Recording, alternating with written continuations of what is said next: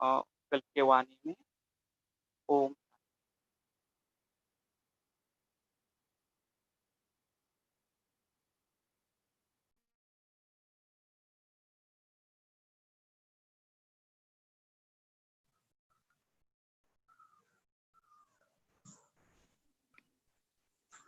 ओम शांती।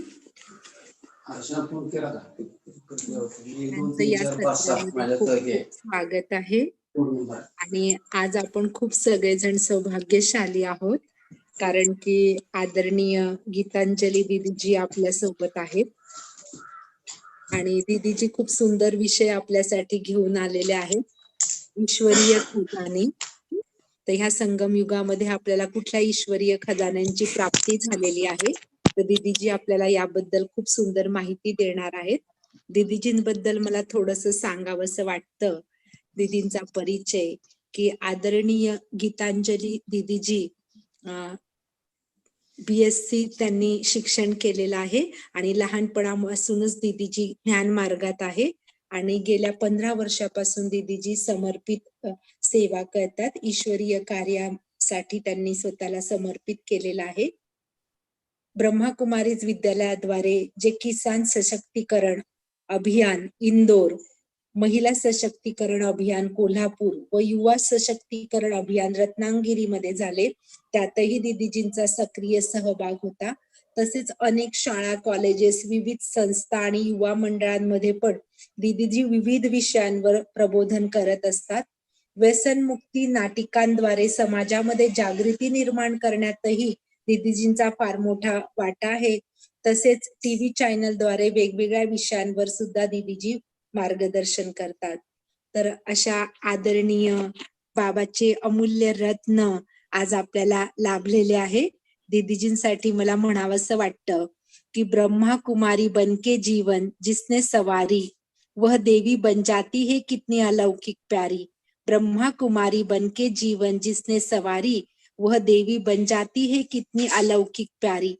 सफेद वस्त्रों में बहने लगती है सबसे प्यारी, सफेद वस्त्रों में बहने लगती है सबसे प्यारी, वही बन जाती है 100 ब्राह्मणों से उत्तम ब्रह्मा कुमारी, वही बन जाती है 100 ब्राह्मणों से उत्तम ब्रह्मा कुमारी.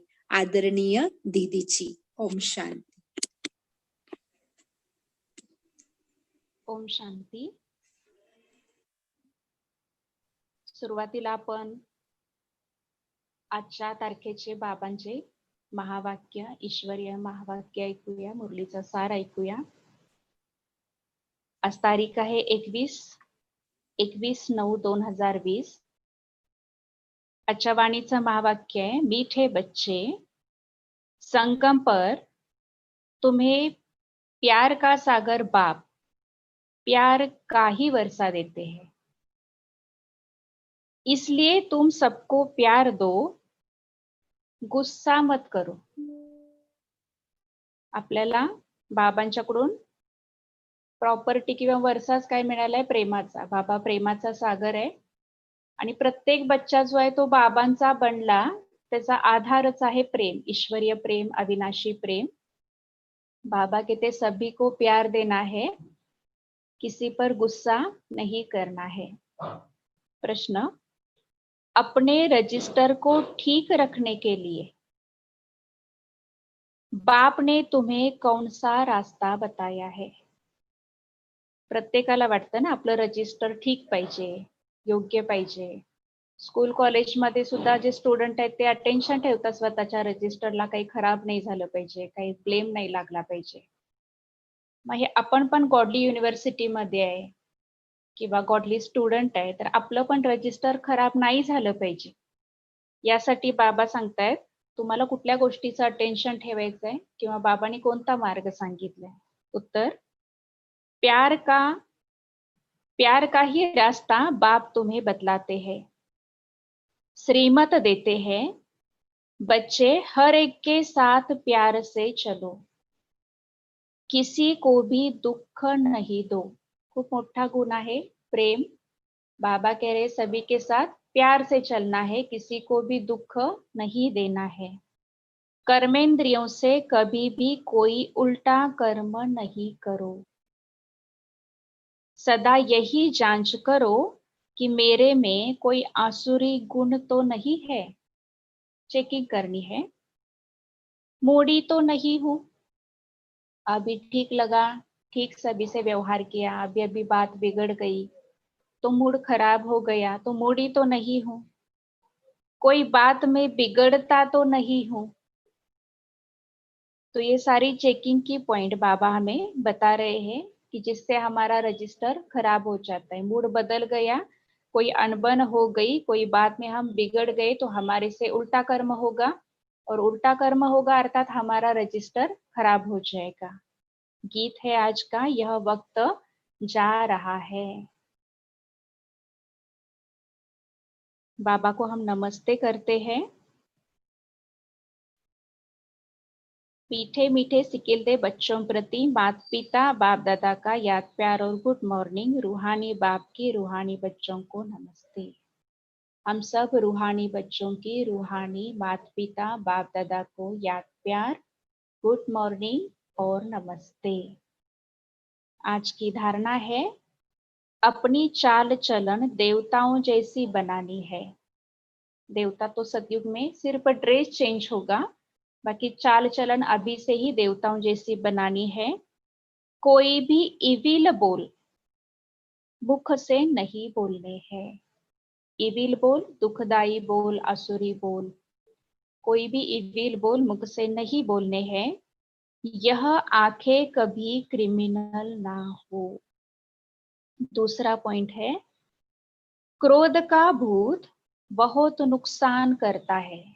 आज बाबा बार बार ये बात बता रहे हैं कि क्रोध, अपने ऊपर अटेंशन रखना है, गुस्सा नहीं करना है, प्यार से चलना है, क्योंकि क्रोध का जो भूत है वो बहुत नुकसान करता है। कहने में भी कहते हैं ना, जिसके जो बहुत क्रोधी है उसके घर में पानी के मटके भी सूख जाते हैं। अर्थात पहले के जमाने में पानी के मटके हुआ करते थे मिट्टी के, और जो क्रोधी होगा वो क्या करेगा, गुस्से में आकर वो मटका फोड़ देगा।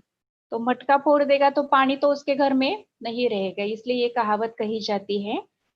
बाबा कहते क्रोध का भूत बहुत नुकसान करता है। ताली दो हाथ से बजती है। कहने में कहते सामने वाले की गलती है, बाबा कहते ताली दो हाथ से बजती है, इसलिए कोई क्रोध करे तो किनारा कर लेना है, उन्हें प्यार से समझाना है। तो आज की मुरली का पूरा सार ही है की हमें प्यार से रहना है.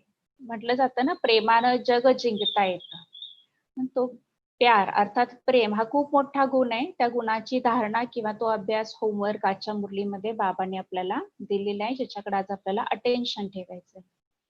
वरदान है, अव्यक्त स्वरूप की साधना द्वारा पावरफुल वायुमंडल बनाने वाले अव्यक्त फरिश्ता भव. विश्लेषण, वायुमंडल को पावरफुल बनाने का साधन है अपने अव्यक्त स्वरूप की साधना.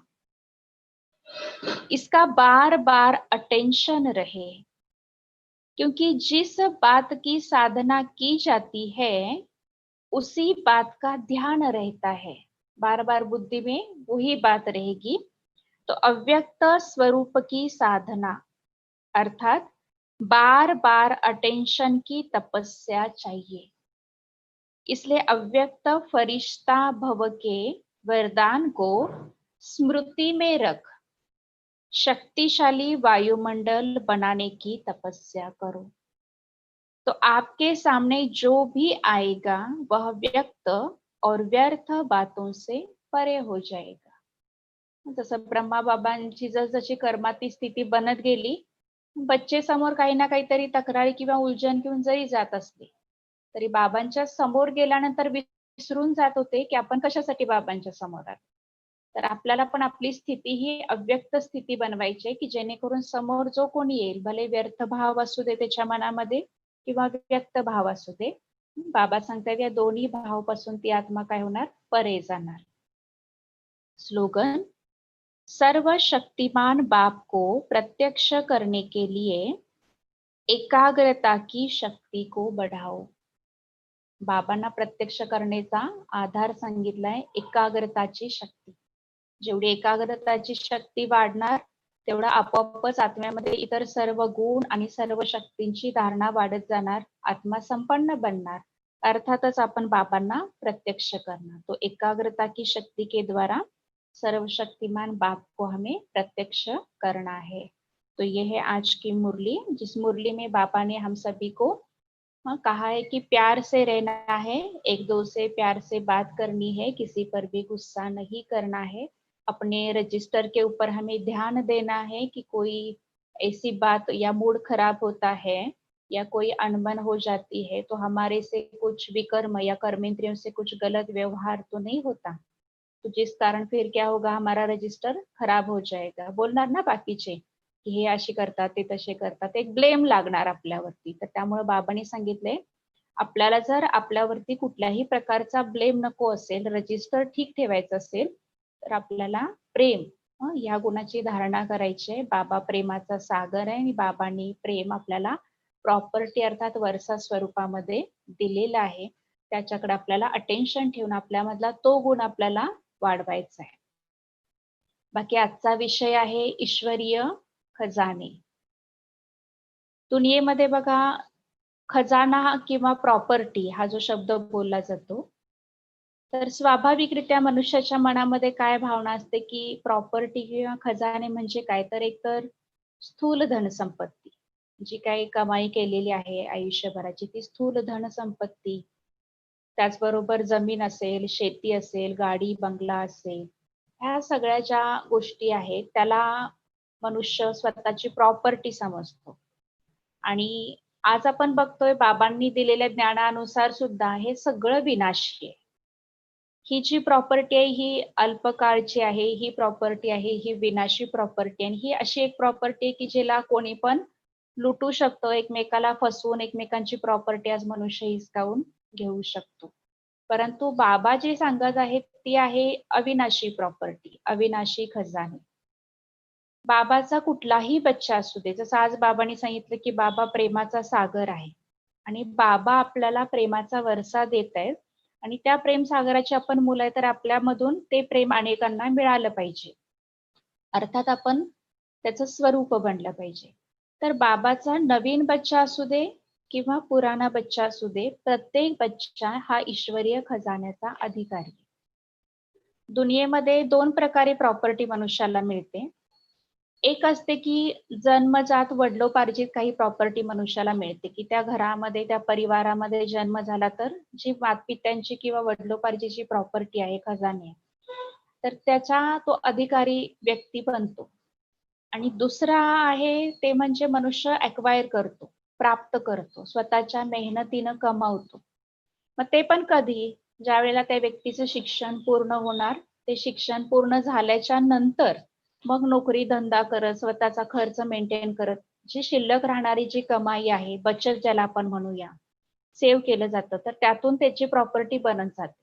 तर ह्या 2 प्रकारे आज दुनियेमध्ये मनुष्याला प्रॉपर्टी मिळते. पण एक मिळते ती मातपित्यांच्याकडून आणि दुसरी आहे ती मिळवण्यासाठी त्याला आयुष्यामध्ये काही वर्षही खर्च करावी लागतात. इथं सुद्धा ईश्वरीय परिवारामध्ये ज्यावेळेला आपण ईश्वरीय परिवारामध्ये पाऊल टाकतो, ज्यावेळेला आपण बाबांचं बनतो, ज्यावेळेला आपण बाबा हा शब्द मुखातून बोलतो, तर त्यावेळेला ईश्वरीय जन्म होताच आपण ईश्वरीय खजानेचे अधिकारी बनतो. कारण ही पण आपल्याला वारसा हक्कानं मिळणारी प्रॉपर्टी आहे.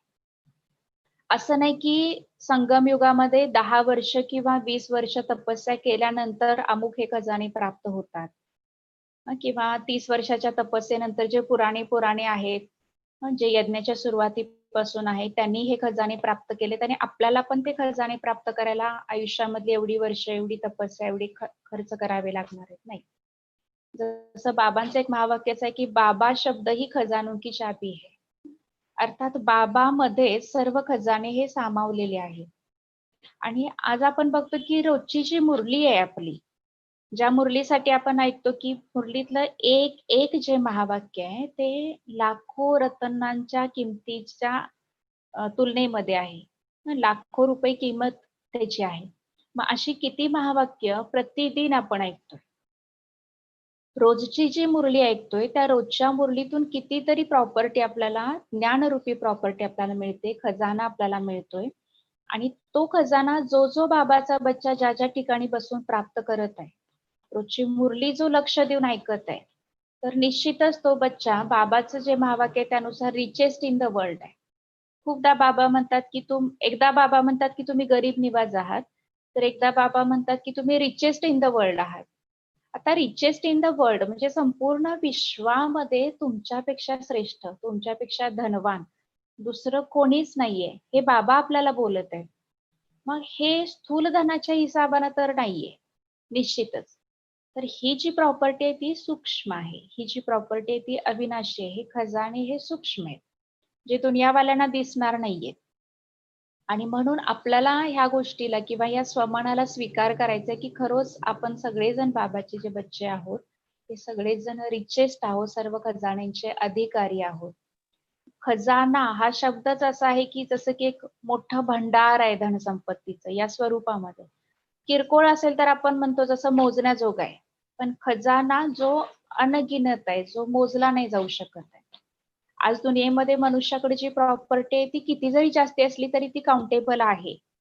तिला मोजू शकतो आपण. की एखाद्याची प्रॉपर्टी 2 करोडची असेल, एखाद्याची प्रॉपर्टी 5 करोडची असेल, एखाद्याची प्रॉपर्टी 20 करोडची पण असेल. काउंटेबल आहे. परंतु ईश्वरीय प्रॉपर्टी जी आहे ती मोजण्याजोगी नाहीये. तिला आपण मोजू शकत नाही. ती अनगिनत आहे. तर त्यामुळे त्याला शब्द आहे, प्रॉपर्टी हा शब्द नाहीये, तर त्याला खजाना हा शब्द दिला गेलेला. आणि बाबाचा प्रत्येक बच्चा, भले काल ज्याचा कोर्स झालाय, नवीन कोर्स झालेले सुद्धा काही तुम्ही बच्चे आहात, तर प्रत्येक बच्चा हा या ईश्वरीय खजाना किंवा ईश्वरीय प्रॉपर्टीचा अधिकारी बच्चा आहे, मालिक बच्चा आहे. बाबाला ओळखलं, बाबाला समजलं, बाबाशी बुद्धीचा योग जुटला, अर्थातच या वेगवेगळ्या खजानांना आपण स्वतःमध्ये सामावून घ्यायला लागलो. तर कोणकोणते आहेत हे खजाने?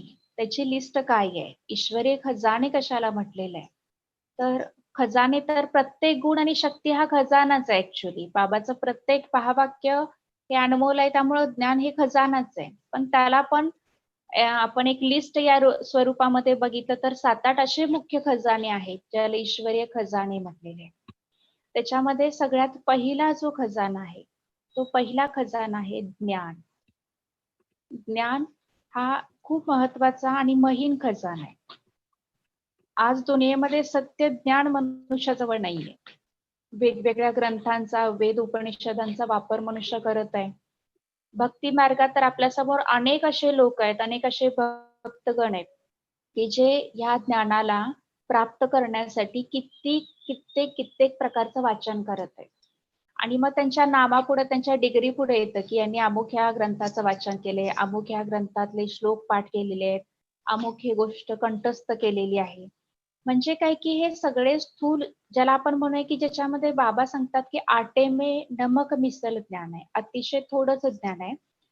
परंतु त्या ज्ञानाला प्राप्त करण्यासाठी सुद्धा मनुष्याने किती मेहनत घेतलेली आहे. आणि आपल्याला मात्र अगदी घर बसल्या, पूर्वी तर मनुष्य आपण सगळेच जण म्हणा सेंटरमध्ये सगळे भाऊ बहीण यायचेत आणि मग विधिवत मुरली क्लास सुरू व्हायचा. आणि आज कोरोना किंवा या लॉकडाऊनमुळे आपण बघतोय की घरात बसून ज्ञानाचा खजाना सगळ्यांना मिळत आहे किंवा व्हरायटी मिळत आहे, वेगवेगळ्या प्रकारे मिळत आहे. की ज्याला आपण म्हणू हे आपलं भाग्य आहे सगळ्यांचं. तर ज्ञान हा एक खूप महत्वाचा खजाना आहे. हा खजाना इतर सर्व खजान्यांचं फाउंडेशन आहे. ज्ञान म्हणजे असं नाही की फक्त 7 दिवसाच्या बेसिक कोर्स मध्ये जे मिळालं ते ज्ञान म्हणजे हा मिळाला, ठीक आहे आम्हाला 7 दिवसात खजाना मिळाला, तर नाही. 7 दिवसात तर आपल्याला फक्त ज्ञानाची ओळख मिळते, बाबाचा परिचय मिळतो. परंतु त्याच्यानंतर सुद्धा प्रतिदिन जी मुरली आहे बाबांची, जी महावाक्य आहेत, त्या महावाक्याच्या महीनतेमध्ये जितकं आपण जात आहोत, त्या महावाक्यांच्या गहराईमध्ये जितकं आपण जात आहोत, तेवढा तो खजाना आपल्याला आणखीन प्राप्त होतो. दुनियेमध्ये बघा, स्थूल खजाना हा जेवढा वाटत जाणार आपण, तेवढा तो खजाना संपतो. उदाहरणार्थ आपण एखाद्याला 50 रुपये दिले, दुसऱ्याला गरज आहे म्हणून दुसऱ्या दिवशी 100 रुपये दिले, आणखी एखाद्या व्यक्तीला गरज आहे म्हणून 1000 रुपये आपण उसने दिले. असं करत करत आपण वेगवेगळ्या लोकांना देत राहिलो, तर एक दिवस येते की ज्या वेळेला तो स्थूल जो खजाना आहे आपल्या जवळचा, जी प्रॉपर्टी आहे ती कमी होत जाणार, ती संपत जाणार आहे. त्यामुळे मनुष्य काय करतो की साठवून ठेवायला बघतो, लॉकरमध्ये ठेवेल, बँकेमध्ये सेव्ह करेल, साठवून ठेवेल. परंतु इथं उलट आहे. इथं जेवढा आपण देणार आहे तेवढे ते खजाने आपल्याला जास्त मिळणार आहे. त्या खजान्याची वृद्धी होणार आहे, तो खजाना आपला वाढत जाणार आहे. मग पहिला आहे जो ज्ञानाचा खजाना, तर तो खजाना वाढण्याची एक विधी आहे की ज्ञान दिलं की ज्ञान वाढतं. अर्थात काय की समजा तुम्हाला सांगितलं की 10 मिनिटं मुरली तुम्हाला रिवाइज करायची आहे, तर निश्चितच तुम्ही काय करणार की जी मुरली आहे ती ऐकताना अटेन्शन देऊन ऐकणार. ऐकल्यानंतर त्याचं मनन चिंतन करत राहणार की मुरलीत काय होतं, मुरलीत काय होतं, माझ्याकडून तो पॉइंट मिस व्हायला नको. आणि स्वाभाविकपणे पुन्हा पुन्हा मुरली रिपीट केल्यामुळं काय होणार की त्या मुरलीतली जी महावाक्य आहेत ती बुद्धीमध्ये ऑटोमॅटिक राहणार. अर्थातच त्या महावाक्यांना आपण आपल्या जीवनामध्ये धारण करणार, तो ज्ञान हा खजाना आपल्यामध्ये वाढणार. आपल्याला जर बोलायचंय म्हणून सांगितलं तर आपण त्याचा अभ्यास करणार ना. अर्थात आपण आणखीन खजाना वाढवणार, आपला प्रॉपर्टी वाढवणार किंवा ज्ञानाचं चिंतन करणार, मनन करणार. तर ज्ञानाचं चिंतन जेवढं जास्त आहे, ज्याला बाबा विचार सागर मंथन म्हणतात, तर विचार सागर मंथन जितकं जास्त आहे तितकं आपलं ज्ञान वाढत जातं. एकतर सत्य ज्ञान आणि महीन ज्ञान आपल्याला मुरलीमधून मिळतं, पण मुरली ऐकल्यानंतर त्याचं मनन चिंतन, त्याचं मंथन करणं. भले आज मला मुरली नाही रिपीट करायची, पण तरी पण त्या मुरलीचा मी अभ्यास करणं.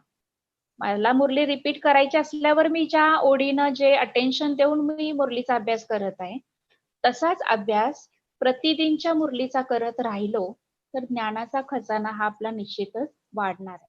तर ज्ञान वाढणार आहे विचार सागर मंथन केल्यामुळे. दुसरं ज्ञान वाढणार आहे ते म्हणजे आपण इतरांना देत राहिल्यामुळे. द्यायचं आहे म्हणजे चिंतन आतमध्ये ऑटोमॅटिक सुरू झालं, तर त्यामुळं अशा प्रकारे ज्ञानाचा खजाना वाढणार आहे. मग ज्ञान अनेक प्रकारचं दिलंय बाबांनी. पहिलं दिलं स्वतःचं ज्ञान की आपण कोण आहोत, आपण कुठं आहोत, का मानवी देहामध्ये आहोत, का या सृष्टी चक्रामध्ये आलेलो आहोत. त्याच्यानंतर दुसरं बाबांनी सांगितलं बाबांचा परिचय, की बाबा कोण आहे. भक्ती मार्गात हर ठिकाणी माथा टेकवला, हर ठिकाणी डोकं टेकवलं, अनेक तीर्थयात्रा केल्या, अनेक प्रकारे धनसंपत्ती खर्च केली. प्रॉपर्टीची आपली स्थूल धनसंपत्ती आहे, यज्ञ असेल, होम असेल, तीर्थयात्रा असेल, ईश्वराच्या त्या शक्तीसाठी, परमात्म्याच्या त्या प्राप्तीसाठी आपण अनेक प्रकारे स्थूल धन खर्च केलं. परंतु ज्ञान जे आपल्याला मिळत आहे, बाबांचे ज्ञान देत आहेत, त्या ज्ञानाच्या आधारे परमात्म्याचा परिचय म्हणजे हा एक खजाना आहे. की बाबाचं बनल्यानंतर जसं बघा काही जण असा अनुभव पण सांगतात की ज्ञान मार्गात येण्यापूर्वी आमची परिस्थिती खूप बिकट होती, परंतु जसं आम्हाला बाबांचं ज्ञान मिळालं तसं आमच्या आर्थिक परिस्थिती सुद्धा आमची काय झाली, सुधारत गेली. आर्थिक परिस्थिती कशी सुधारली, त्याचं आणि ह्याचं काय कनेक्शन आहे. तर बाबाचं बनल्यानंतर बाबा आपल्याला स्थूल धनाचा वापर सुद्धा कसा केला पाहिजे, कुठं केला पाहिजे याचं योग्य मार्गदर्शन देतात. आणि जे बच्चे बाबाच्या त्या श्रीमतानुसार आपलं जे धन आहे ते बाबाचं धन समजून त्याला वापरत राहतात, तर नॅचरली त्यांच्या स्थूल धनामध्ये सुद्धा काय होते, वृद्धी होते. सांगण्याचा भावार्थ हा आहे की ईश्वरीय जे खजाने आहेत जे की सूक्ष्म आहेत, तर जे बच्चे या सूक्ष्म खजान्यांच्याकडे अटेन्शन देतात ते बच्चे त्यांना त्यांच्या जीवनामध्ये स्थूल जे खजाने ते ऑटोमॅटिक प्राप्त होत जातात. ज्या स्थूल खजान्यांना आज दुनिया मिळवण्यासाठी खूप मेहनत करत आहे, धडपड करत आहे. का तर बाबा आपल्याला एक मार्ग दाखवतात, विधी दाखवतात किंवा कर्म अकर्म विकर्माची गहन गती सांगतात की ज्याच्या आधारे आपण आपल्याकडच्या सूक्ष्म संकल्पापासून ते स्थूल धनापर्यंतच्या सर्व वेगवेगळ्या खजान्यांना योग्य प्रकारे वापरायला शिकतो, योग्य प्रकारे त्याची बचत पण करतो. अर्थातच आत्मा काय होते, हळूहळू जी निर्धन आहे म्हणा, जी गरीब आहे ती हळूहळू काय बनते, धनवान बनते. मग काही जण सहज बोलताना एक वाक्य काय बोलतात की आम्ही बाबाचं बनल्यापासून आम्ही धनवान झालो, बाबाचं बनल्यापासून आमची गरिबी दूर झाली. याचा अर्थ असा नाही की इथं काहीतरी जादू मंत्र आहे, इथं काहीतरी कृपा आशीर्वाद आहे की आल्यानंतर लगेचच आपल्याला काहीतरी धनाची मिळकत वाढणार आहे, असा काहीतरी मार्ग शिकवला जातो. तर बाबा आपल्याला योग्य कर्म शिकवत आहेत आणि त्या कर्म सुधारत जाणार आहे. त्या आधारे आपलं स्थूल प्रॉपर्टी जी आहे, स्थूल धनसंपत्ती आहे, तिच्यामध्ये सुद्धा वृद्धी होत जाणार आहे. तर पहिला जो खजाना आहे तो म्हणजे आहे ज्ञान. त्याच्यानंतर दुसरा जो खजाना आहे तो म्हणजे गुणांचा खजाना.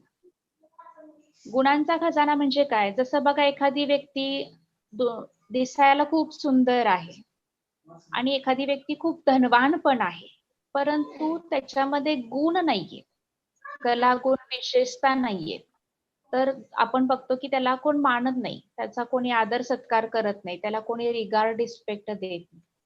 तर स्थूल धनाच्या साथ साथ मनुष्यामध्ये गुण सुद्धा असणं आवश्यक आहे. जसं बघा, एक गुण आपण जर घेतला, मधुरता. सगळ्यांशी आपल्याला आज बाबांच्या महावाक्यानुसार, बाबांच्या मुरलीनुसार जर आपण विचार केला तर मधुरता. अर्थात आपण जे बोलत आहोत, अनेकांशी जो व्यवहार आहे आपला, तो जितका प्रेमळ आहे, जितका गोड आहे, जितका मधुर आहे, तितकं नॅचरली आपल्याला अनेकांचं प्रेम मिळणार, अनेकांचं स्नेह मिळणार, अनेकांचा सन्मान मिळणार. बाबा असं पण सांगतात मुरलीमध्ये आपल्याला की एक गुणाला जर धारण करण्याचा आपण अभ्यास केला, फक्त एक गुण जर आपण आपल्या जीवनामध्ये धारण करत राहिलो, तर त्या एका गुणासोबत अनेक गुण हे ऑटोमॅटिक आपल्यामध्ये येत राहणार आहे. इतर गुणांची धारणा ही ऑटोमॅटिक आपल्यामध्ये होत राहणार आहे. त्याच्यासाठी खास किंवा विशेष काही पुरुषार्थ करायची गरज नाही. जसं उदाहरण घ्या की आज बाबांनी सांगितले मला प्रेमानं वागायचंय, प्रेम से व्यवहार करो, प्रेम से बात करो, किसी पर गुस्सा नहीं करना है, क्रोध नहीं करना है. तर प्रेम किंवा मधुरता हा जर एक जरी गुण आपण घेतला, तर एका गुणाला धारण करण्यासाठी इतर अनेक गोष्टींच्याकडे आपल्याला अटेन्शन हे ठेवावं लागतं. उदाहरणार्थ, समोरचा व्यक्ती व्यवस्थित नाही व्यवहार करत, पण बाबा काय सांगत आहेत, तुम्हाला त्यांच्याशी प्रेमानं वागायचंय, तुम्हाला तुमच्यामधला गुण, तुमचा स्वधर्म नाही सोडायचाय. मग त्या एका गुणाला धारण करण्यासाठी किंवा त्याला आपल्या जीवनाची ओळख बनवण्यासाठी जेवढं आपण अटेन्शन देणार, जेवढा फोकस ठेवणार, तेवढा ऑटोमॅटिक इतर जे गुण आहेत ते गुण आपल्यामध्ये वाढत जाणार. म्हणजेच काय की मधुरता हा एक गुण धारण करत जर आपण मेहनत घेतली, तर इतर गुणांनी सुद्धा आत्मा काय बनणार, संपन्न बनणार.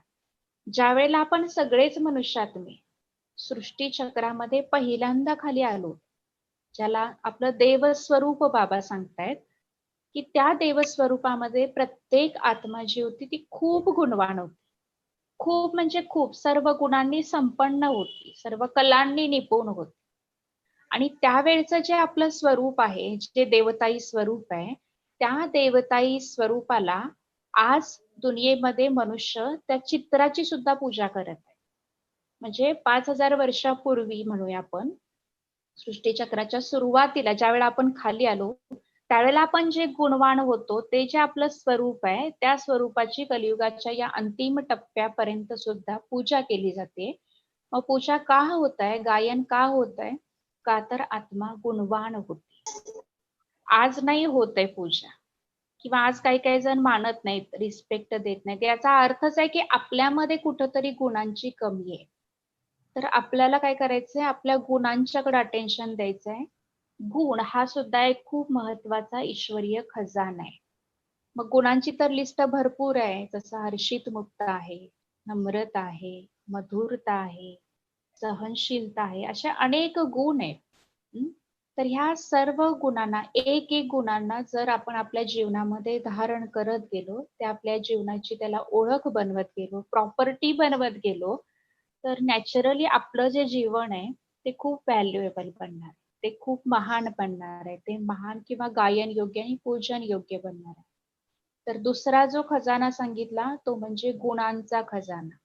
तर आपल्याला मुरली आपण ऐकत असतो ना, तर त्या मुरलीमधून सुद्धा बाबा अनेक गुणांची आपल्याला ओळख करून देतात. कधी कधी बाबा सांगतात अंतर्मुखी सदा सुखी. अंतर्मुखी अर्थात जो जितका अंतर्मुखी राहतोय, अर्थात इकडचं तिकडचं, ह्याचं काय त्याचं काय, हा कसा तो कसा, ह्याचे संस्कार त्याचे संस्कार, या असल्या वाह्या चर्चांमध्ये जो व्यक्ती आपला वेळ वाया घालवत नाही, फक्त बस बाबा आणि मी, जर मला खरंच काही शेअर करायचंय, कुणाला काही सांगायचंय दिलातलं, तर बाबांना मी सांगत आहे. बाबांच्याकडून मुरलीच्या द्वारे, योगाच्या द्वारे, टचिंगच्या आधारे आपल्या जीवनातल्या वेगवेगळ्या समस्यांचं आपण समाधान घेत आहे. तर अर्थात काय की अंतर्मुक्त हा पण एक खूप महान गुण आहे. तर असे अनेक गुण आहेत. त्या गुणांना जेवढं आपण धारण करणार आहे आपल्या जीवनामध्ये, तेवढं आपण आपलं मन पण शांत राहणार आहे. आणि दुसरी गोष्ट म्हणजे आपण व्हॅल्युएबल बनत जाणार. आपली ओळख ही गुणांच्या आधारे बनत जाणार. तर गुणवान व्यक्ती जी आहे तिला नॅचरली लहान असू दे, मोठा असू दे, अनेकांच्याकडून हा स्नेह, सन्मान हा ऑटोमॅटिक मिळत राहतो.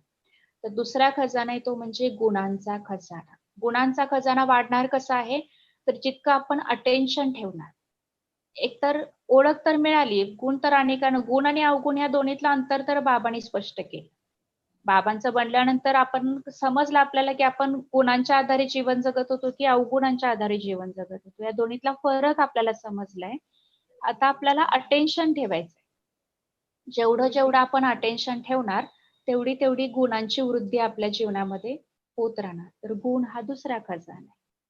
त्याच्यानंतर तिसरा खजाना आहे तो म्हणजे शक्ती. कोर्स ज्यावेळेला होतो आपला त्यावेळेला 8 शक्तींचा परिचय आपल्याला मिळतो. अष्टभुजाधारी स्वरूपामध्ये देवींची आराधना किंवा पूजा होते हे पण आपल्या सगळ्यांना माहिती आहे. आपण पण त्याचं गायन करतो, पूजन करतो. परंतु त्या शक्तीला बाबा खजाना स्वरूपामध्ये सांगत आहेत. 8ही शक्ती आज आपल्या जीवनामध्ये आवश्यक आहे. मग ह्याचा अभ्यास कसा करायचा? तर प्रतिदिन आपण बाबांच्याकडून फक्त शांतीचा अभ्यास नाही करायचा, की मी खूप शांत स्वरूप आत्मा आहे किंवा मी खूप शक्तिशाली आत्मा आहे. तर आपल्याला 7ही गुण आवश्यक आहेत आणि 8ही शक्ती आवश्यक आहेत. 7 जे गुण आहेत ते बेसिक गुण आहेत. जे आपण कोर्समध्ये ऐकले ज्ञान, पवित्रता, प्रेम, सुख, शांती, आनंद आणि शक्ती. हे बेसिक गुण आहेत.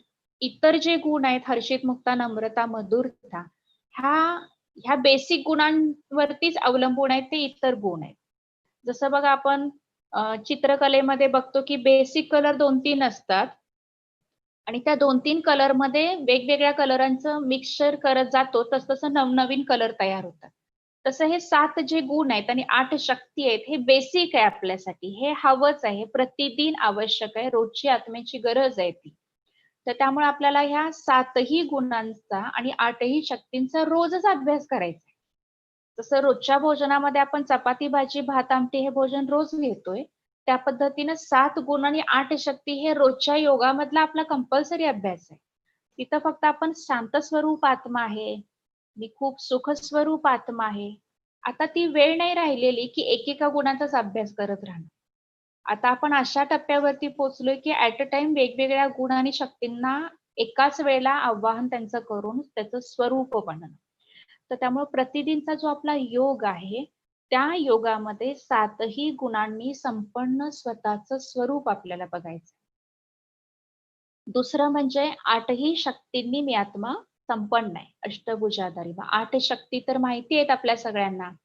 सहन करण्याची शक्ती आहे, सामावून घेण्याची शक्ती आहे, निर्णय घेण्याची शक्ती आहे, सामना करण्याची शक्ती आहे, सहयोग शक्ती, ह्या सगळ्या ज्या शक्ती आहेत, विस्ताराला संकीर्ण करणं, समी.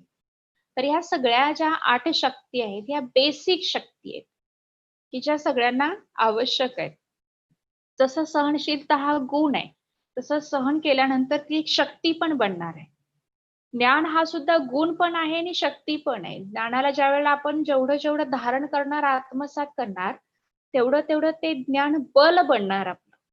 आपली ताकद बनणार. ज्ञान स्वरूप आत्मा आहे अर्थात ती शक्तिशाली बनलेली. तर सांगण्याचा भाव हा आहे की आत्मा 7ही गुण आणि 8ही शक्तींचं सत्य स्वरूप आहे आणि शक्ती हा सुद्धा आपला खूप महत्वाचा खजाना आहे. स्थूल शक्ती जर आपण बघाल, जसं दुनियेमध्ये कसं आहे की जो धट्टाकट्टा आहे, जो खूप हेल्दी आहे शरीरानं, तब्येतीनं धडधाकट आहे, बोलतात लोक आम्ही खात्या-पित्या घरचे आहे किंवा आम्ही धडधाकट आहे, शक्तिशाली आहे किंवा अमुक एखादा व्यक्ती पैलवान आहे वगैरे. तर ही झालं स्थूल शरीराची ताकद. परंतु आपल्याला जी शक्ती आहे हा जो विषय तो आत्म्याची ताकद हा या संदर्भामध्ये. आणि आत्म्याची ताकद ही आता बिलकुल आपण कमजोर बनलोय सृष्टीचक्राच्या अंतिम टप्प्यात. आता ती ताकद वाढवायची आपल्याला. जसं बघा शरीरामधला विकनेस कमी करण्यासाठी आपण वेगवेगळ्या प्रकारचे उपाय करतो. काही फ्रुट्स घेणार, काही सूप घेणार, असं स्पेशल काही डाएट घेणार किंवा शरीराला हेल्दी करण्यासाठी काही ट्रीटमेंट देणार, एक्सरसाइज आहे, प्रॉपर रेस्ट आहे आणि प्रॉपर डाएट आहे. याच्या आधारे आपण आपल्या शरीराला हेल्दी बनवतो, पॉवरफुल बनवतो, स्ट्रॉंग बनवतो. तसं मनाला स्ट्रॉंग बनवण्यासाठी सुद्धा योगाची आवश्यकता आहे. आणि त्या योगामध्ये विशेष करून या सर्व गुण आणि शक्तींचं स्वरूप स्वतःला बनवणं. सर्व शक्तिवान शिवबाबांच्याकडून खरोखर सर्व प्रॉपर्टी, सर्व शक्तींची किरणं माझ्यामध्ये आत सामावली जात आहेत आणि मी आत्मा त्या गुण आणि त्या शक्तीचं संपूर्णतः स्वरूप बनलेली आहे. परिवर्तित झालेलं आहे माझं स्वरूप. आत्ता मी योगाला बसण्यापूर्वीची माझी स्थिती आणि योग करून झाल्यानंतरची जी माझी स्थिती आहे, या दोन्हीमध्ये अंतर. योग करून झाल्यानंतर मला शक्तिशाली वाटलं पाहिजे. तर शक्तींची बाबांच्याकडून जी किरणं घेणं, स्वतःमध्ये सामावली जात आहेत, हा अभ्यास करणं हा खूप आवश्यक आहे. तर शक्ती वाढविण्यासाठी सुद्धा आपल्याला प्रतिदिन स्वतःच्या योगामध्ये गुण आणि शक्ती या दोन्हीचा पण समावेश करणं हा खूप आवश्यक आहे. काही जण म्हणतात की किती दिवस झालं योग करतोय किंवा ब्रह्माकुमारीत जेव्हा नवीन लोक येतात त्यावेळेला त्यांना काय वाटतं की इथं गेल्यानंतर मनस्थिती आपली सुधारणार आहे, ठीक होणार आहे, वाढणार आहे आणि चांगली बनणार आहे, शक्तिशाली बनणार आहे. पण योग प्रॉपर जर नाही जमत आहे, ज्ञान व्यवस्थित जर नाही समजलेलं आहे, तर ज्ञान आणि योग हा आपला आधार आहे, फाउंडेशन आहे आणि तेच व्यवस्थित नसेल तर आत्मशक्तिशाली नाही बनत. आणि कधी कधी आपल्याला एखाद्या गोष्टीचा रिझल्ट 1 महिन्याच्या योग तपस्येच्या नंतर मिळणार असेल. आपण 15-20 दिवस तपस्या केल्यानंतरच कधी कधी थोडस कंटाळतो आणि म्हणतो की 15 दिवस झाला मी हा योगाचा प्रयोग करत आहे. बाबा सांगतात हर आत्म्याप्रती शुभ भावना ठेवा, शुभ कामना ठेवा. हे मी 15 दिवस झालं करत आहे, पण समोरची आत्मा काही बदलतच नाही. पण कदाचित आपल्याला आणखीन 15 दिवस अभ्यासाची आवश्यकता आहे. परंतु आपणच काय केलं, 15 दिवसानंतर ब्रेक लावला. मग तिथंच आपला योगाचा प्रयोग थांबला. हिसाब किताब तिथंच अर्धवट तो तसाच राहिला. तर शक्ती आपण जीवनामध्ये धारण करण्यासाठी बाबांच्याकडून बुद्धियोग जोडून शक्तींची किरण स्वतःमध्ये अनुभवणं हे खूप आवश्यक आहे. आणि ती शक्तिशाली स्थिती आपल्याला प्राप्त करण्यासाठी कदाचित जर 15 दिवस लागणार असतील तर 15 दिवसापर्यंत आपला योग हा गेला पाहिजे ना, तर आपली मनस्थिती सुधारणार आहे. 1 महिना 21 दिवसाचा प्रयोग करत आहे मी, ठीक आहे. तर 21 दिवसापर्यंत विश्वास ठेवून लगातार प्रयत्न हा केला पाहिजे, तर आत्म्याला अनुभव होणार की माझ्या स्थितीमध्ये खरोखर सुधार झालेला आहे किंवा माझी जी स्थिती आहे ती खरोखर शक्तिशाली बनली. तर शक्ती हा पण एक खूप महत्वाचा खजाना आहे. त्याच्यानंतर आणखीन एक अनोखा खजाना बाबा सांगतात, समय, वेळ.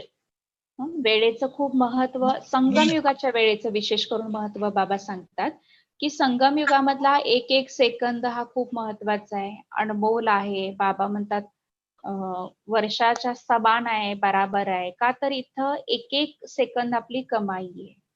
सेकंद सेकंदाला पद्मांची कमाई आपण करू शकतो. वेळेचं महत्व विद्यार्थ्यांना विचारा, ज्या विद्यार्थ्यांचं वर्ष वाया गेलं.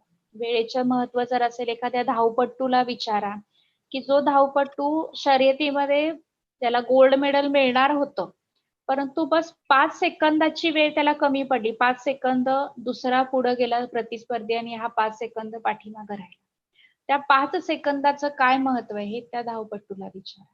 तर समय हा खूप महत्वाचा खजाना आहे. संगम युगामध्ये बाबा सांगतात जो समय बर्बाद करतो, समय त्याला बर्बाद करतो. हे ईश्वरीय महावाक्य आहे.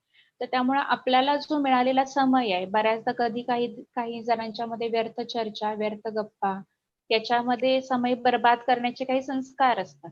तर त्यामुळं बाबा सांगतात की आपल्याला आपल्या वेळेकडं अटेन्शन द्यायचंय. जसं मम्मा आणि बाबांच्या बाबतीमधलं उदाहरण आपण बऱ्याचदा ऐकतो की मम्मा आणि बाबा ज्या वेळेला असायचे किंवा विशेष करून मम्माच्या बाबतीत सांगतात की 2 बहिणी जर एकमेकींशी 2 मिनिटापेक्षा जास्ती वेळ गप्पा मारायला लागल्या तर लगेचच मम्मा विचारायची त्यांना की काय बातचीत चालली तुमच्यामध्ये, की काही व्यर्थ चर्चा चाललेली नाही ना, कुठं वेळ तुमचा वेस्ट जात नाही ना. अर्थात इतकं अटेन्शन बाबांनी, साकार बाबांनी मम्मांनी द्यायला आपल्याला सगळ्यांना शिकवलं की आपल्याला आपल्या समय हा खजाना जो आहे त्याच्याकडे खूप अटेन्शन द्यायचं आहे. वेळ, संगम युगातला वेळ विशेष करून. पूर्वी तर अज्ञानी जीवन होतं, पण आता आपण बाबाचं बनलोय, ज्ञान मिळाले, तर त्याच्यानंतरचा जो समय आहे तो आपल्याला वेस्ट नाही घालवायचा. तर समय हा सुद्धा खूप महत्वाचा खजाना आहे. त्याच्यानंतर आहे श्रेष्ठ संकल्प. संकल्प हा सुद्धा एक खजाना आहे, प्रॉपर्टी आहे. जसं बघा की आपण जे आपल्या मनामध्ये विचार करतो, जसं बोलताना काय बोलतात, की जसं कर्म करणार आहे तसं फळ तुम्हाला मिळणार आहे. कर्मानुसारच मनुष्याला फळ मिळत असतं. मग कर्माचं पण बीज आहे ते म्हणजे संकल्प आहे. तर त्यामुळे आपलं कर्म जर श्रेष्ठ व्हायचं असेल, तर त्याच्यासाठी आपल्याला बीजकडे फाउंडेशन जे आहे, बीज जे आहे त्याच्याकडे अटेन्शन द्यायचंय, की आपल्याला आपल्या संकल्पांना श्रेष्ठ बनवायचंय. आता कशी स्थिती झाली मनुष्याची, की त्याचे संकल्प जे आहेत ते नॅचरली निगेटिव्ह बनलेले आहेत, व्यर्थ बनलेले आहेत, वेस्टमध्ये जात आहेत. संकल्प हा एक खजाना आहे, एक प्रॉपर्टी आहे, की ज्याला आपल्याला खजाना काय असतो, की ज्याला आपण ठेवतो ना सांभाळून, वाया जाऊ देत नाही. कसा पण वापरत नाही. तसं संकल्प हा सुद्धा एक खजाना आहे, आपली प्रॉपर्टी आहे. तर त्या खजान्याला किंवा त्या प्रॉपर्टीला आपल्याला वेस्ट नाही जाऊ द्यायचं. मनामध्ये समजा कधी-कधी विचार येतो व्यक्तीच्या, की ठीक आहे, आपण नवीन आहे किंवा आपण छोटा आहे, असे विचार तर चालणार. तर नाही, आपले विचार कुठं वाहत निघालेले आहेत.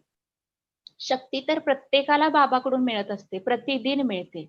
परंतु बऱ्याच ब्राह्मणांची शक्ती जी आहे ती संकल्पामध्ये वाया जाते. काही ब्राह्मण असे आहेत, की जे मुखाद्वारे वर्णन करतायत आणि मग त्यांचं वेस्ट जाते. वर्णन ज्याच्याशी करतायत, शेअर ज्याला करतायत तिथं वेस्ट जाते. परंतु काहींचा आतल्या आत तरी का असेना चिंतन हे चालत असते, विचार हे चालत राहतात.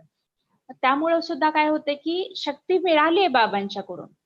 परंतु त्या वेगवेगळ्या विचारांच्या आत्मा अधीन होत राहते, अधीन होत राहते, अधीन होत राहते आणि मग मन कमजोर बनून जातं, की जसं की पोखरतात ना उंदीर एखाद्या ठिकाणी पोखरायला सुरुवात करतो, पोखरतो, पोखरतो.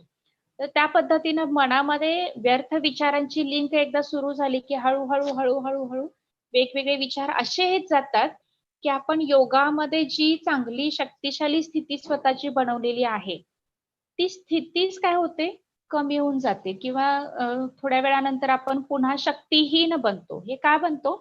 कारण आपण मिळालेली जी शक्ती होती, ती वेगवेगळ्या विचारांच्यामुळं वेस्ट घालवली. तर संकल्प हा सुद्धा खूप महत्वाचा खजाना आहे, की आपल्या मनामध्ये जसं म्हणतात ना, ब्रह्मानं संकल्पानं सृष्टी रचली. संकल्पानं सृष्टी रचली, संकल्पानं सिद्धी प्राप्त होणार आहे. तर त्यामुळे प्रत्येक ब्राह्मणांना स्वतःच्या संकल्पांच्याकडे खूप अटेन्शन द्यायचंय, की स्वतःसाठी संकल्प कशा दिसत नाहीत. कर्म हे दिसतं, की हां, मी कुणाशी व्यवहार चुकीचा केला तर तो फिजिकली झालेला आहे व्यवहार कर्मेंद्रियांच्या द्वारे, तर तो प्रत्यक्ष झाला, समोरच्यांना कळाला. 4 लोकांच्या मध्ये इमेज आपली खराब झाली, तर आपण अटेन्शन देतो, की माझी इमेज खराब नाही झाली पाहिजे, मला चुकीचं कर्म नाही करायचं. आणि संकल्प हे कसे आहेत, गुप्त आहेत. कुणाच्या मनामध्ये काय आणि कसे संकल्प चाललेत, ह्याचं रीडिंग कोणच करू शकत नाही. हे फक्त बाबा जाणे आणि ती आत्मा जाणे ना, बाकी कोणाला नाही समजणार. परंतु हिसाब ह्या दृष्टिकोनातून जर विचार केला, तर आपलं अकाउंटमधून आपलं कट तर होतच आहे. का तर संकल्प आपले जर नकारात्मक आहेत, व्यर्थ आहेत, निगेटिव्ह आहेत किंवा एखाद्या प्रती भावना आपली श्रेष्ठ नाहीये, उदार चित्त नाहीये, तर त्यामुळे काय होतंय, की आपली ती प्रॉपर्टी सुद्धा काय होते, कमी होत जाते. तर त्यामुळे संकल्प हा सुद्धा महत्वाचा खजाना आहे, ज्याच्याकडे आपल्याला अटेन्शन द्यायचं आहे. संकल्प हे फाउंडेशन आहे, बीज आहे आणि त्या बीजाकडे आपल्याला अटेन्शन द्यायचं आहे. संकल्प श्रेष्ठ आहे, तर आपलं जीवन आपोआपच श्रेष्ठ बनणार आहे. संकल्पाच्या बाबतीमध्ये आपल्या सगळ्यांनाच ही कहाणी माहिती आहे, की कल्पवृक्षाखाली एक मनुष्य बसला आणि मनातले त्याच्यात सगळे संकल्प पूर्ण व्हायला लागले, की बाबांनो मला तहान लागली, थोड्या वेळानं तहान पूर्ण झाली, भूक लागली, भूक पूर्ण झाली, झोप लागत नाही मला चांगली, तर झोप लागली. सगळे संकल्प माझे कसे पूर्ण व्हायला लागलेत, असा विचार त्या व्यक्तीला आला, की मी ज्या झाडाखाली बसलोय त्या झाडावर भूत तर नाही ना? तर तो पण संकल्पच होता, तो पण पूर्ण झाला आणि हे भूत मला खाऊन तर टाकणार नाही ना, मारणार तर नाही ना? तर ते संकल्प सिद्धीचं किंवा कल्पवृक्ष ज्याच्याखाली बसल्यावर सगळे संकल्प पूर्ण होतात, असं वृक्षाचं गायन, की ज्यामुळे काय झालं, की तो पण संकल्प पूर्ण झाला. तर संकल्पानेच व्यक्तीचा नाश झाला. तर थोडक्यात संकल्प हा सुद्धा खूप अनमोल खजाना आहे, जो बाबांनी आपल्याला दिलाय. त्याला खजाना स्वरूपामध्ये आपल्याला यूज करायचा आहे. संकल्परूपी खजानाला आपल्याला श्रेष्ठ बनवायचं आहे, वाढवायचं आहे. तर संकल्प हा सुद्धा एक महत्वाचा खजाना आहे. त्याच्यानंतरचा जो खजाना आहे तो म्हणजे खुशीचा खजाना. खुशी जसं बाबा म्हणतात, खुशी जैसी खुराक नाही. ब्राह्मण जीवनामध्ये बाबा सांगतात सब कुछ चला जाए लेकिन खुशी नहीं जाए. ज्या ब्राह्मणाच्या जीवनामध्ये उमंग उत्साह नाहीये आणि खुशी नाहीये, अशी जर आत्मा असेल तर ती ना पुरुषार्थ करणार आहे, ना पुढे जाणार आहे. ती उदासीन राहणार. ती आहे तिथंच राहील किंवा कदाचित पाठीमागच जाईल थोडंसं. तर आपल्या जीवनामध्ये खुशी ही सदैव पाहिजे. बाबा सांगतात, "जीवन का सब कुछ चला जाए, लेकिन तुम्हारी खुशी कभी ना जाए." तर खुशी हा सुद्धा एक अनमोल खजाना आहे संगम युगामधला. तर आपल्याला आपल्या खुशीकडे अटेन्शन ठेवायचंय, की आपली खुशी वाढली पाहिजे. खुशी वाढणार कशी? खुशी दिली तर खुशी वाढणार आहे. जसं बघा आपण एखाद्याला मदत केली, तर त्याच्या दिलातल्या दुआ मिळतात आपल्याला कुठं ना कुठं आणि त्या ज्या दुआ मिळतात, त्या दुआंच्या आधारे आपल्या अंतर्मनातली खुशी ही वाढत जाते. तर त्यामुळे खुशी हा काय आहे? खजाना आहे. अनेकांना खुशी देत राहिला. आपण बोलताना असं बोलायचं की समोरचा खुश व्हावा. श्रीमतानुसार योग्य शब्द बोलायचे. तर आपल्याला खुशी प्रदान करायची. अनेकांना खुशी द्यायची. जे देणार आहे आपण तेच आपल्याला रिटर्न मिळणार आहे, हा कर्माचा हिसाब आहे. तर त्यामुळे आपल्याला खुशीच्या खजान्याकडे सुद्धा अटेन्शन द्यायचं आहे. त्याच्यानंतर आहे पुण्यकर्माचा खजाना किंवा पुण्याचा खातं किंवा जसं बघा बाबा सांगतात ना, की सेवाच्या आधारे संगम युगामध्ये जे आपण करत आहोत ईश्वरी श्रीमतानुसार ते प्रत्येक गोष्ट म्हणजे सेवा आहे. सेंटरमध्ये ज्या समर्पित बहिणी आहेत त्यांचा खजाना कशामुळे वाढत आहे? जसं म्हणतात की मम्मा तर गरीब होती, मम्माकडे काहीच धन नव्हतं, पण मम्मा बनली धनलक्ष्मी बनली. तर ती कशाच्या आधारे बनली? एकतर ईश्वरीय सेवा आणि दुसरा आहे ज्ञानाचा खजाना, की या दोन गोष्टीच्या आधारे मम्मा महालक्ष्मी बनली, धनाची देवी बनली. तर आपण जे कर्म करत आहोत, बाबाच्या घरामध्ये जी सेवा करत आहोत, कारण दुनियेमध्ये समाजसेवक तर भरपूर आहेत. सोशल वर्कर आहेत, वेगवेगळ्या प्रकारचे अवॉर्ड त्यांना मिळतात, समाज त्यांना मान मर्तबा देतो. स्थूल समाजसेवा केल्यावरती सुद्धा व्यक्तीला किती मान मर्तबा मिळतो. जो ईश्वरीय सेवा करत असेल, तर त्याला बाबांच्या किती दुआ मिळत असणार आहेत, किती बाबांची शक्ती मिळत असणार आहे, किती आत्म्याचं पुण्य जमा होत असणार आहे. तर पुण्याचा खातं किंवा पुण्यकर्माचा सुद्धा खजाना आहे. आपल्याला बाबाच्या घरामध्ये किंवा सेंटर हे जे स्थान आहे ज्याला बाबाचं घर म्हटलं जाते तर त्या ठिकाणी सुद्धा जितकी होता होईल तेवढी तन मन धन सहयोग कधी कधी फक्त प्रेझेंट राहून उपस्थित राहून सुद्धा आपण काय करू शकतो बाबाची सेवा करू शकतो. नुसतं बरोबर गेलं जरी बहिणजी म्हणतात चला अमुक या ठिकाणी प्रोग्रामला जायचंय सोबत म्हणून गेलो तर ती सुद्धा काय झाली आपल्याकडून सेवा झाली. स्थूल तनाच्या आधारे जसं की बाबाच्या घरामध्ये प्रत्येक सेवा आहे. जसं मंदिरामध्ये आजकाल गुरुद्वारेमध्ये वगैरे लोक सेवा करतात. बरेच असे लोक आहेत की जे श्रीमंत आहेत, भले धनसंपत्तीनं भरपूर आहेत, परंतु ते गुरुद्वारेमध्ये खास जातात आणि तिथे जाऊन सेवा करून येतात. तीर्थयात्रांच्या ठिकाणी जातात आणि सेवा करून येतात. तर सेवांच्या आधारे आपला पुण्याचा खजाना हा जमा होत असतो. सेवा केल्यामुळे दुआ मिळतो. दुआ मिळत असतात. तर दुआंचा खजाना, पुण्याचा खजाना जमा करण्यासाठी सेवा हे खूप महत्वाचं साधन आहे संगम युगामध्ये. त्याच्या आधारे सुद्धा आपण हा खजाना आपला वाढवू शकतो. तर हे जे खजाने आहेत हे सूक्ष्म खजाने आहेत. ज्ञान, गुण, शक्ती, समय, संकल्प, खुशी आणि त्याचबरोबर पुण्यकर्म किंवा दुआंचा खजाना. आणखीन एक महत्वाचा खजाना बाबा सांगतात तो म्हणजे पवित्रतेचा खजाना. पवित्रता जिथं आत्म्याची आहे तिथं हे बाकीचे सर्व खजाने हे ऑटोमॅटिक त्याला मिळत जाणार आहे. कारण संपूर्ण सृष्टी चक्रामध्ये आत्मा पवित्र होती तेव्हाच ती गुणवान होती, तेव्हाच ती शक्तिशाली होती, मग तेव्हाच तिच्या मनामध्ये संकल्पांची श्रेष्ठता होती. तर त्यामुळं पवित्रता हा सुद्धा आपला खजाना आहे, ही आपली प्रॉपर्टी आहे, ही आपली पर्सनॅलिटी आहे ब्राह्मण जीवनाची. तर हा सुद्धा एक खूप महत्वाचा आणि अनमोल असा खजाना आहे. तर या सगळ्या वेगवेगळ्या खजान्यांना आपल्याला वाढवायचं आहे. आज ओळख झाली, फक्त परिचय मिळाला की हे खजाने आहेत सगळे. खजाने ते आहेत की जे अनगिनत आहेत. खजाना अर्थात जे मोजता येणार नाहीयेत. 2 लाख, 4 लाख, 1 करोड, 2 करोड. तर असे जे आहेत ते खजाने आहेत. परंतु त्याला वाढवणं, त्याच्याकडे अटेन्शन देणं. वाढवण्याची विधी काय आहे? एकतर आपण जेवढं देणार आहे, तेवढा तो खजाना आपला वाढणार आहे. आणि दुसरं म्हणजे सगळ्या खजान्यांची सावी आहे बाबा.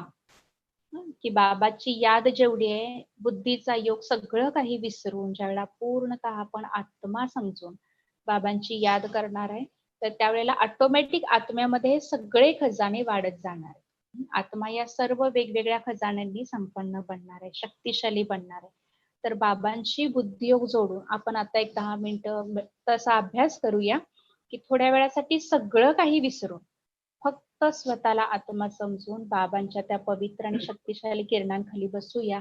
अनुभव करूया की बाबांची ती सर्व शक्तींची किरण, सर्व गुणांची किरण आत्म्यामध्ये भरली जात आहेत आणि फील करूया की आपण खरोखर सर्व गुण आणि खजान्यांनी संपन्न आत्मा आहोत. या सूक्ष्म खजान्यांनी जी आत्मा संपन्न आहे ती हळूहळू स्थूल खजाने किंवा त्याला स्थूल खजान्याची आशाच राहणार नाही जीवनामध्ये. का तर पोट जसं आपल्या भरलेलं असेल तर त्याच्यानंतर आपल्याला कोणी जरी काही जरी खायला दिलं तर आपण म्हणतो नको नको, आता माझं पोट व्यवस्थित भरले, आता माझी कपॅसिटी जरा सुद्धा नाही, मी नाही खाणार, खाऊ शकत नाही.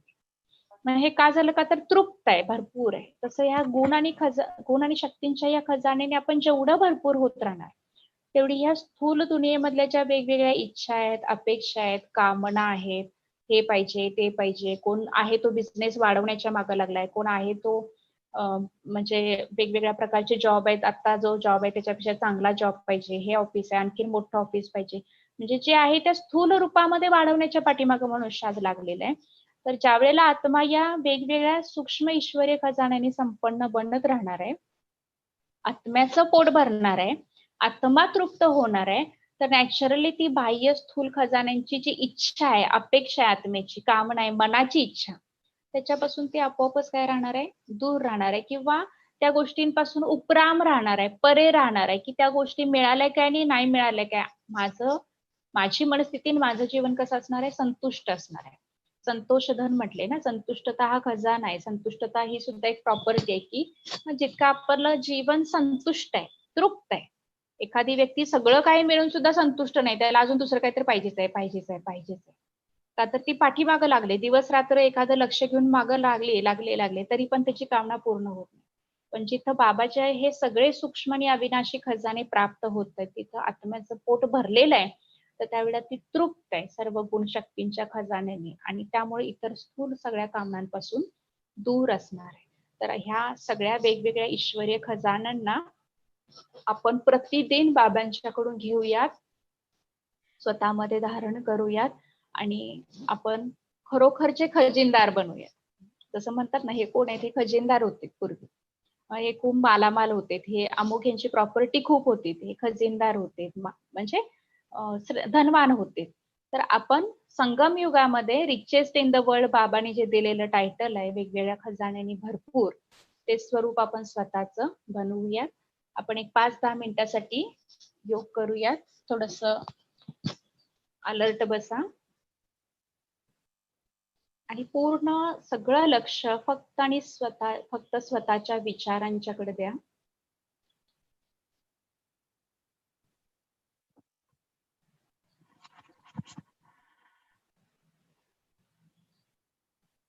विचार द्या स्वतःला, मस्तिष्कामध्ये स्थित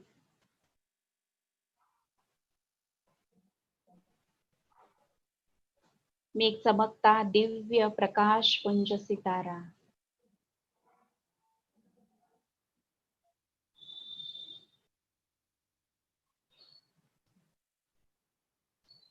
बघा, अनुभव करा स्वतःचं अस्तित्व,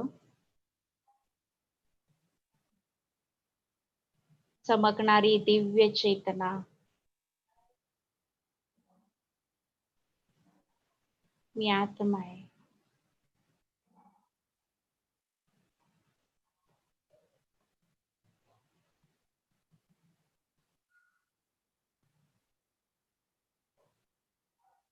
हळूहळू या भौतिक दुनियेला विसरत या 5 तत्वाच्या दुनियेपासून दूर परमधामच्या दिशेनं मी आत्मा निघालेली आहे. बघा स्वतःला, मी चमकता सितारा या पृथ्वीपासून खूप दूर, चंद्र, सूर्य, तारांगण या विशाल आकाश तत्वाच्या वरती,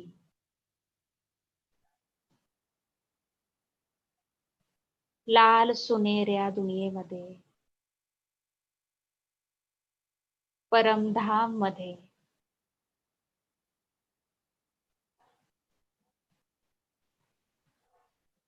आत्म्यांच्या दुनियेमध्ये,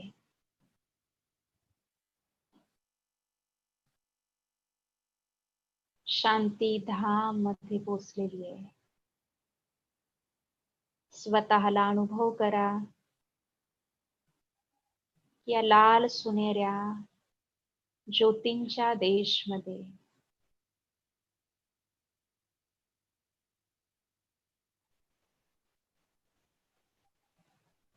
शिवबाबांच्या अगदी समोर बघा बाबांना.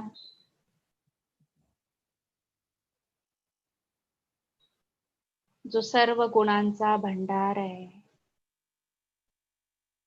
ज्ञानाचा सागर आहे, जो सर्व शक्तिवान आहे,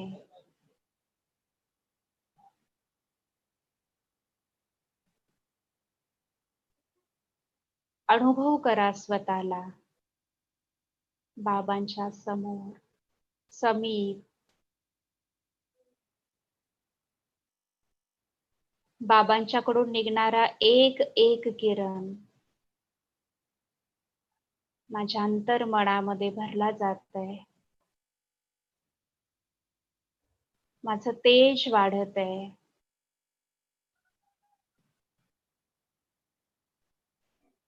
मी आत्मा सातही गुणांनी संपन्न,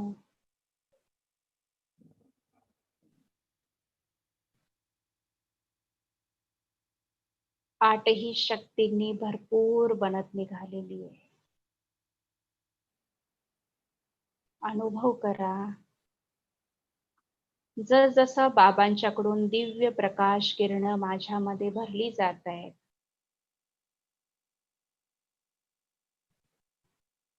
मी आत्मा दिव्य गुण आणि शक्तींनी संपन्न भरपूर बनत निघालेली आहे.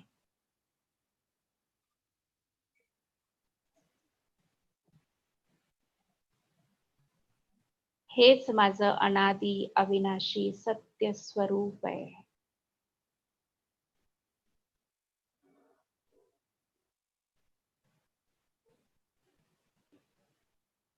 अतिशय हलकी पण शक्तिशाली एक प्रकाश पुंज ज्योती.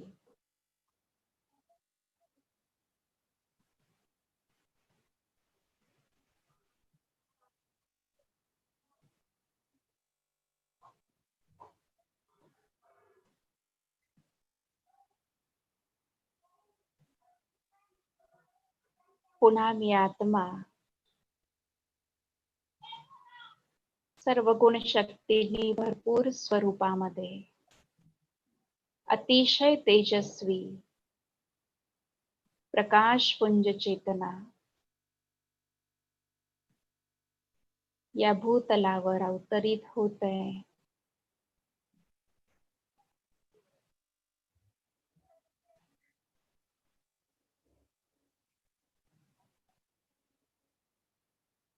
या स्थूल शरीरामध्ये दोन भुवयांच्या मध्यभागी मी माझ्या मनाला एकाग्र करत आहे.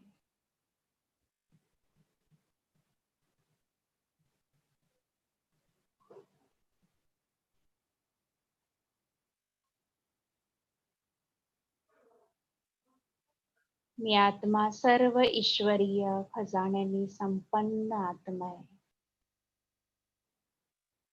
ईश्वरीय प्राप्तींनी भरपूर आत्मा आहे.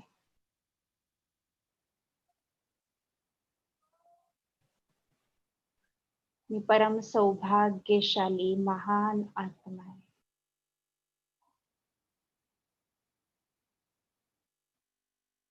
या ईश्वरीय खजान्यांना प्रतिदिन माझ्या संपर्कामध्ये येणाऱ्या प्रत्येक व्यक्तीला मला देत राहायचं.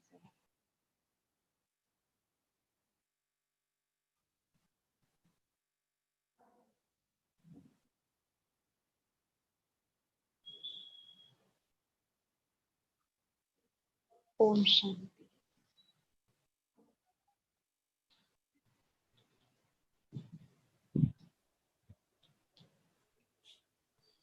ओम शांती. खूप खूप धन्यवाद गीतांजली बहिणजी. तर वडू सेंटर तर्फे आपलं आजच्या मीटिंग मध्ये बुके देऊन मी स्वागत करत आहे. हा बुके आपण स्वीकार करावा बाबांच्या फुलवाडीतून. थँक्यू. आपण आम्हाला खूप सुंदर अलौकिक किंवा ईश्वरीय खजाण्यांचं महत्व सांगितलं. तर आम्ही ते सर्व खजाने सफल करून नक्कीच आमचं जीवन सफलता मूर्त बनवू आणि सर्व खजाण्यांची चावी बाबा या चावीला आपल्या सोबत ठेवून हर पल जीवनामध्ये खुशीचा अनुभव करू. आणि या मीटिंग मध्ये जॉईन झालेल्या सर्व भाऊ बहिणींचे सुद्धा मनापासून आभार. गीतांजली बहिणजींचे सुद्धा आभार. ओम शांती. ओम शांती. ओम शांती.